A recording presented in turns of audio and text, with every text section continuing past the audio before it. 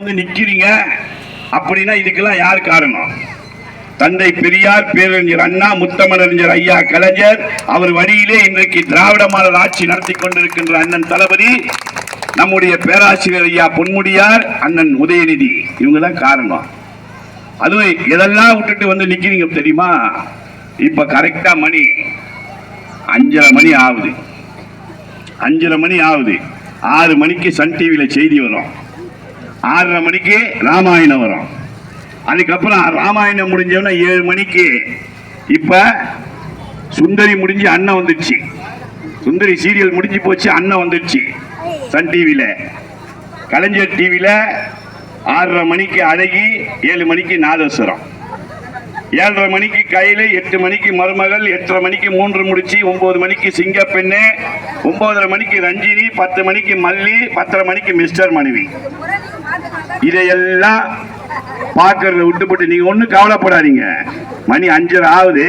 நீங்க கரெக்டா போய் ராமாயணத்துல இருந்து தொடங்கிடலாம், பார்த்துடலாம். இந்த பாயிண்ட்ல இவ்வளவும் விட்டுப்பட்டு பள்ளிக்கூடத்துக்கு, காலேஜுக்கு போயிட்டு வர, ஆம்பளைக்கு வேலைக்கு போயிட்டு வர எல்லாருக்கும் சாப்பாடு செய்யறத விட்டுப்பட்டு திமுக கூட்டத்துக்கு வந்து நிக்கிறீங்கன்னா என்ன காரணம்?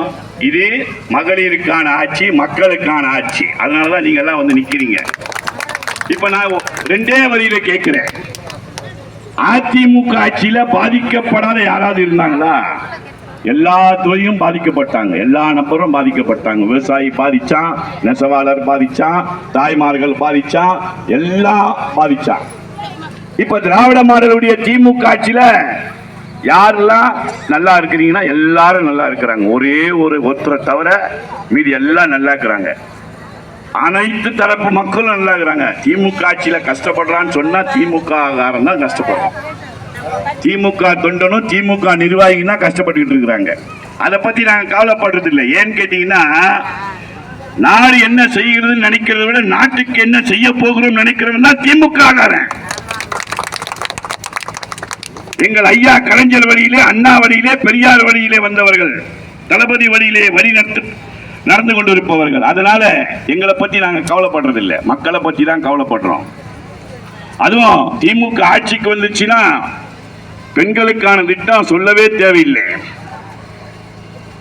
1929ஆம் ஆண்டு தந்தை பெரியார் செங்கல்பட்டு மாநாட்டிலே தீர்மானம் போட்டார், பெண்களுக்கு சொத்திலே சம உரிமை வேண்டும், பெண்களுக்கு கல்வி வேண்டும் என்று. 29ஆம் ஆண்டு போட்ட தீர்மானத்தை 54ஆம் ஆண்டு, 1954ஆம் ஆண்டு பாராளுமன்றத்திலே இந்திய அரசியல் சட்டம் வடிவமைத்து தந்த அரசியல் மாமேதை, சட்ட மாமேதை அண்ணல் அம்பேத்கர் பாராளுமன்றத்திலே ஒரு தீர்மானம் கொண்டு வருகிறார். என்ன தீர்மானம்? பெண்களுக்கு சொத்திலே சம உரிமை, பெண்களுக்கு கல்வி வேண்டும் என்று ஒரு தீர்மானத்தை கொண்டு வந்தார், திட்டத்தை கொண்டு வந்தார். ஆனால் அன்றைக்கு இருந்த பாப்பனர்கள் அந்த தீர்மானத்தை தோற்கடித்து விட்டு நிறைவேற்றப்பட முடியவில்லை. உடனே பாராளுமன்றத்தை விட்டு வெளியே வந்து சொன்னார் அண்ணல் அம்பேத்கர், நான் இந்திய திருநாட்டில் இருக்கின்ற பெண்களுக்கெல்லாம் நல்ல திட்டத்தை கொண்டு வருவதற்கு ஒரு தீர்மானத்தை கொண்டு வந்தேன், அவர்கள் தோற்கடித்து விட்டார்கள், ஆகையினால் என்னுடைய பதவியை ராஜினாமா செய்கிறேன் என்று ராஜினாமா செய்துவிட்டு ஒரு வார்த்தை சொன்னார். நான் கொண்டு வந்தேன், என்னால் நடத்த முடியவில்லை, அந்த தீர்மானத்தை வெற்றி பெற முடியவில்லை, என்னால் முடியவில்லை. ஆனால் எனக்கு பின்னால் இந்திய திருநாட்டில் பெண்களுக்காக நல்ல திட்டங்களை கொண்டு வருவதற்கு ஒரு தலைவர் வருவார் என்று சொன்னார்.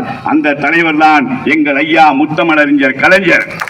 3வது முறையாக 89 ஆட்சிக்கு வரும்போது வந்தவொடனே கையெழுத்து போட்டார், ஆணும் பெண்ணும் சமம், சொத்தில் சம உரிமை என்று. ஒரு வீட்டில் அடுத்தவங்க வீட்டுக்கு நான் போக விரும்பல. இப்ப எங்க வீட்டில் நாங்க 4 பேர், நான் ஒரு ஆம்பளை பையன், 3 பொட்டை புள்ள. எங்க அப்பாவுக்கு ஒரு 4 கோடி ரூபாய் சொத்து இருந்ததுன்னா, 4 வீடு இருந்ததுன்னா அதை 4ஆ பங்கிடணும். எப்ப? எங்கள் ஐயா கலைஞர் சட்டம் போட்ட பிறகு. 89க்கு முன்னாடி மொத்தத்தையும் நானே அபேஸ் பண்ணிக்கலாம். கல்யாணம் பண்ணி கொடுக்கறதோட சரி, இப்போ நகை போட்டு குட்டாச்சியில் போயிட்டு அப்படின்வான். இன்னைக்கு முடியாது.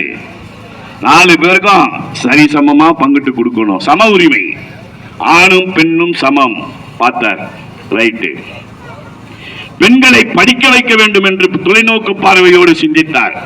இங்க தாய்மார்கள் பெரியவர்கள் நிறைய பேர் இருக்கீங்க. அந்த காலத்துல என்ன சொன்னீங்க? இன்னைக்கு வந்து கூட்டத்துக்கு வந்து நிக்கிறீங்களே, அந்த காலத்துல ஆம்பளை நடந்து வந்தா பொம்பளை எதிர்க்க போக கூடாது நீங்கள்ல சொன்னியா இல்லையாம்மா பெரியம்மா? அப்புறம் என்ன சொன்னீங்க? பொட்ட புள்ளிய பள்ளிக்கூடத்துக்கு அனுப்புனா எவனுக்கோ ஒருத்தனுக்கு சமைச்சு போட போற பொட்ட கழுத உனக்கு எதுக்கு படிப்புன்னாங்க. இதையெல்லாம் மாற்றி எங்கள் ஐயா கலைஞர் சொன்னார், பொட்ட பிள்ளைய பள்ளிக்கூடத்துக்கு அனுப்பு, 8வது வரை படித்தால் திருமணத்திற்கு 5000 தருகிறேன் என்று சொன்னார். 10வது வரை படித்தால் 10,000 தருகிறேன், 12ஆம் வகுப்பு வரை படித்தால் 25,000 தருகிறேன் என்று சொல்லி 50,000 வரைக்கும் கொடுத்து பெண்களை படிக்க வைத்த ஆட்சி திமுக ஆட்சி. படிக்க வைத்த தலைவர் முதல்வர் எங்கள் ஐயா கலைஞர். அதோடு விட்டாரா? மகளிர் சொந்த காலில் நிக்கணும், யார்கிட்டையும் போய் கையேந்த கூடாது அப்படின்னு மகளிர் சுய உதவி குழுவை ஆரம்பித்தார்.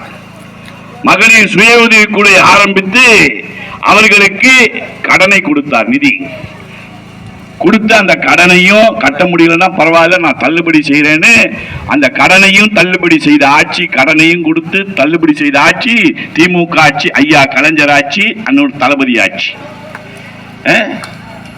திமுக ஆட்சிக்கு வரும்போதெல்லாம் ஏற்பாடு திண்டாட்டம் ஆயிடும். எங்க